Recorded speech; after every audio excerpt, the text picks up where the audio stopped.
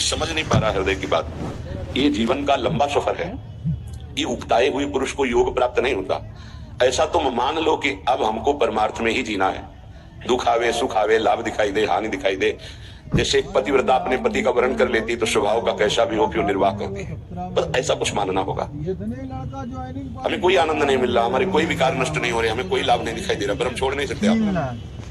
हम नरक जाएंगे ऐसे लक्षण है हमारे, पर हम आपको नहीं छोड़ पाएंगे। जीत गए। हमारी बात समझ लेना, अगर समझ पाओ तो।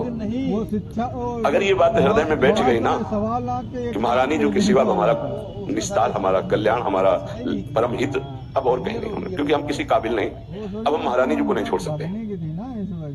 तो बस इतनी बात हमें चाहिए।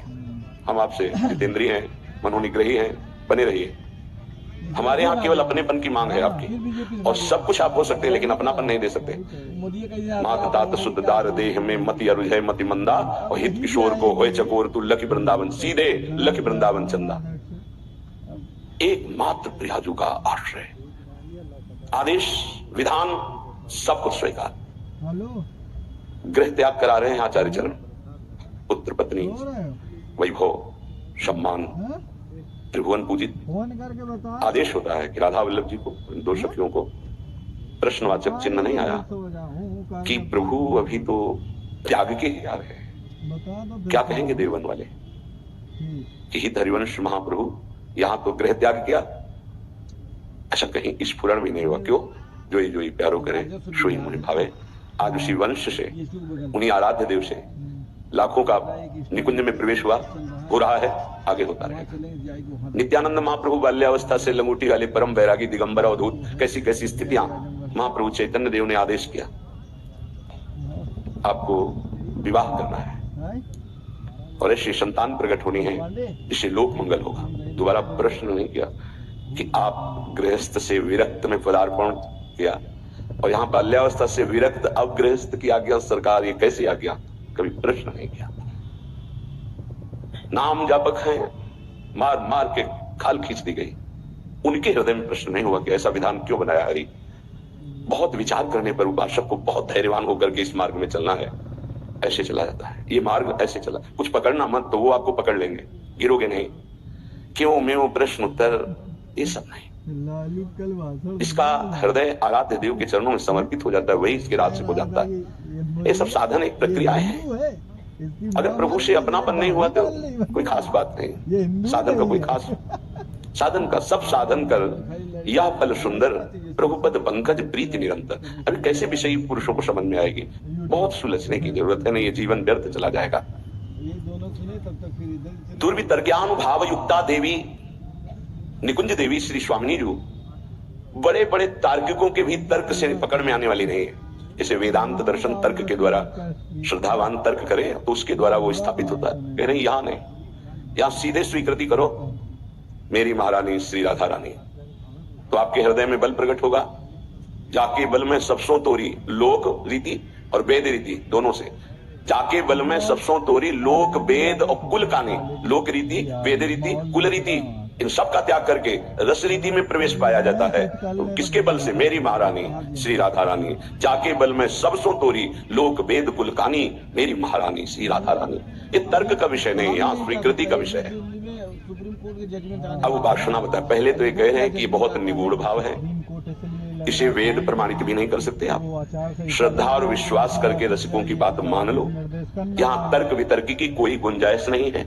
ये भाव देश है, ये तर्क देश नहीं है। अब हमारी स्वामिनी जो केवल हाथ जोड़ने मात्र से प्रसन्न हो जाती है, इतनी करुणा में। इसीलिए लालजू महाराज जब सेवा में प्रवेश होते हैं तो ऐसे प्रवेश होते हैं, करबद्ध। बहुत कृपालु हैं, दयालुता की सरलता की मूर्ति है स्वामिनी जी। जो बड़े बड़े सिद्धांतों की रचना करके उपदेश करने वाले और उनके फल को देने वाले प्रभु हैं, ये उनके अधीन है। प्यारी जी की एक भ्रकुटी के इशारे से घोर पापी को भी वो पद प्राप्त करा देंगे जो बड़ी बड़ी साधनाओं से नहीं मिलता है। विश्वास कीजिए, आपको लगेगा केवल बातें ही हैं कि प्रमाण भी है। तो नरवाहन जी कोई भी सदाचरण नहीं था। 84 कोष ब्रजमंडल का मूर्धन्य राजा जरा भी ब्रज 84 कोष में उनके खिलाफ या उनकी अधीनता न स्वीकार करने पर प्राणदंड मिलता था। सीधे प्राणदंड, कोई क्षमा याचना नहीं, ऐसा उनका स्वभाव और प्रभाव था। महाप्रभु हरिवंश चंद्र जी राधा वल्लभ लाल जो पालकी में विराजमान रसिक जनों के साथ गुण कीर्तन, नाम कीर्तन, जय जयकार होते हुए आए और लता भवन में विराजमान किया। सेवकों ने सूचना दी कि कोई महान तेजस्वी पुरुष आभूषण आदि लेकर के अपने इष्ट देव के साथ पधारे हुए हैं और उनका तेज ऐसा है कि हम लोगों की हिम्मत ही नहीं कि उनके सामने जा सके। ये आपसे निवेदन करते हैं। नरवाहन जी ने विचार किया कि ऐसा कौन तेजस्वी ब्रजमंडल में जो हमारे आज्ञा पर क्रूर हिंसा कर देने वाले कठोर हृदय वाले भी भय धारण कर रहे हैं, सामने नहीं गए, हम स्वयं चल के देखेंगे। एक भागवतिक आभा होती है, भागवतिक बल होता है, वो जिस पर कृपा होनी होती है उसी को अनुभव में आता है। जैसे अपने गुरुदेव भगवान के पास जब जाते हैं तो एक भागवतिक बल वहां स्थापित है। वो शायद है कि लाडली जी की कृपा से आपको दिखाई देगा। रोम रोम उस समय बिल्कुल अलर्ट रहता, सावधान। एक अद्भुत कि जब गुरुदेव श्री जी को देख रहे हैं तो हम गुरुदेव को देख सकते हैं, लेकिन जब गुरुदेव हमारी तरफ देखेंगे तो हमारी हिम्मत नहीं कि हम देख सके, नेत्र झुक जाएंगे ऐसे। वो एक अद्भुत बल होता है। नरवाहन जी पर कृपा होनी थी। हितजू महाराज किसी भी भाव से कोई आवे उसको श्री जी प्रदान करते, इतने अद्भुत दाता है। महिमा तेरी कहा कहूं, श्री हरिवंश दयाल तेरे द्वारे बटत हैं सहज लाडली लाल। बड़ा विचार कर रहा था कैसे होंगे, क्या प्रभाव होगा। जब दर्शन करने के लिए आए तो हिम्मत नहीं पड़ी सामने जाने की। लता भवन की ओर से देखा, जैसे प्रियाजू के नेत्र ऐसे हितजू महाराज के नेत्र। अतुलित रस बरसत सदा सुख निधान बनवासी, अद्भुत महिमा मही प्रगट सुंदरता की राशि, सुंदरता की राशि कनक दुति देह रुचि। जैसे स्वामिनी जी के श्रीअंग की कांति, सात कुंभ तन गोरी, ऐसे हित सजनी स्वरूपा महाप्रभु हरिवंश चंद्र जी की अजान बाहो, कमल नयन, सुंदर नासिका, सुंदर ठोड़ी, युगल चरणारविंद, पान किया और वह उन्मत्तता छा गई। अभी राधा वल्लभ जी को देखा ही नहीं था, केवल महाप्रभु को देखा था। बस हृदय में बैठा लिया। वहां रसिक जन कीर्तन कर रहे थे, राधा वल्लभ श्री हरिवंश, श्री वृंदावन श्री वंचन, बैठा लिया राधा वल्लभ श्री हरिवंश, राधा वल्लभ श्री हरिवंश। ये नाम जपते ही कुछ दिनों में ऐसा लगने लगा कि मैं बहुत अधम हूं, अब नहीं करूंगा, अपने हाथ से किसी की हिंसा नहीं करूंगा, कभी चोरी नहीं करूंगा, कभी किसी से कर नहीं लूंगा, ऐसा। और एक तरह से परम वैरागी होकर रह रहे हैं, बस कार्यक्रम उनका वही चल रहा है। उनके अनुगामी जनों ने एक जैनी व्यापारी की बड़ी नौका को रोका और कहा यहां से निकलने वाले को कर देना पड़ता है। उसके साथ कई 100 सैनिक बलवान थे, तो सैनिकों के बल के कारण उसने कर देना अस्वीकार कर दिया। युद्ध हुआ, समस्त सैनिक मारे गए, जैनी को बंदी बना लिया, पूरी संपत्ति नाव की हड़प ली। छोटी मोटी नाव नहीं जिसमें 8-9 से सैनिक सुरक्षा में हो तो कितना ऐश्वर्य होगा। पहले नावों से ही व्यापार होता था। नौका पूरी जब्त कर ली गई, उसको बंदी बना लिया गया। और उसमें जो मुखिया थे, क्योंकि नरवाहन जी तो राधा वल्लभ श्री हरिवंश आठों पैर जप में लग गए थे, कैसी असीम कृपा हुई थी। पहले दर्शन में ही लुट गए थे, अब वो कैसे लूटेंगे। उनके अनुयायियों ने उस जैनी से कहा कि अगर आप जितनी संपत्ति है इतनी दोबारा नहीं मंगाते हैं तो आपको फांसी की सजा दी जाएगी। उतनी संपत्ति उसके पास थी नहीं। धीरे धीरे फांसी का समय निश्चित हो गया कि कल फांसी दी जाएगी। तो रात में 9-10 बजे शयन भोग लेकर के एक दासी गई और उससे कहा कि तुम सावधान, कल तुम्हारी मृत्यु का दिन है। रो पड़ा, मेरा क्या अपराध। बोला यहाँ अपराध नहीं गिने जाते, यहाँ कोई निर्णय नहीं होता, मारे जाओगे कल तुम।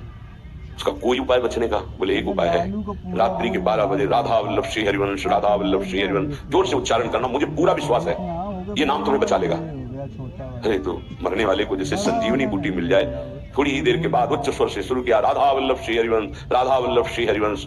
वो आवाज नरवाहन जी जहाँ एकांत में जप कर रहे थे वहां पर, अरे ये तो अपराध बन गया, मेरे गुरु जी का कोई शिष्य बंदी बना लिया गया।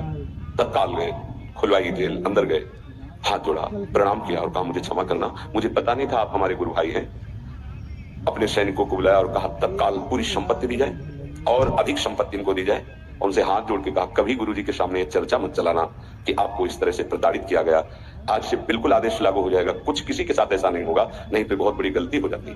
जहां उसको फांसी की सजा मिलनी थी वहां नवीन वस्त्र धारण कराकर सारी संपत्ति सब। उसके मन में आया एक बार तो उनसे मिलूं जिनके नाम के बल से मुझे सम्मान मिला, जहां मृत्यु मिलने वाली थी, और व्यापार में जो लाभ मिलता उससे अधिक धन मिल गया। उनका मूल तो मिला ही, और भी संपत्ति नरवाहन जी ने दी इस बात की कि मेरा गुरु भाई है।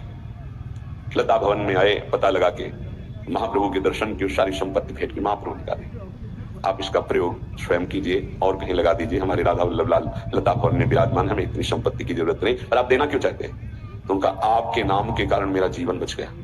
पूरी घटना बताई। तो मैं तो नहीं जानता नरवाहन कौन है।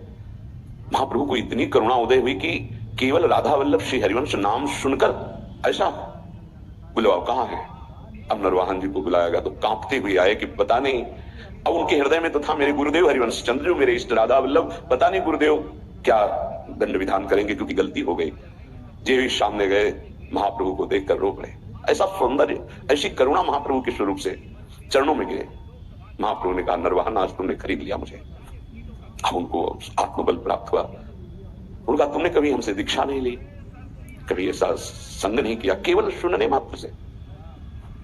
तो देखो मैं तुम्हें अपने नित्य विहार का सर्वस्व प्रदान करता हूं, विलास रस और रास रस। 11वां पद विलास रस का है। मंजुल कल कुंज देश राधा हरि विशद वेश राका नव कुमुद बंधु शरद जामिनी श्यामल दुति कनक अंग भीरत मिली एक संग, ये विलास का पद है। और 12वां पद चल ही राधिके सुजान तेरे हित सुख निधान लास रच्यु श्याम तट कलिंद नंदिनी। इसके आखिर में नरवाहन प्रभु निहार लोचन भरी घोषणा नक्सिक सौंदर्य काम दुख निकंदिनी।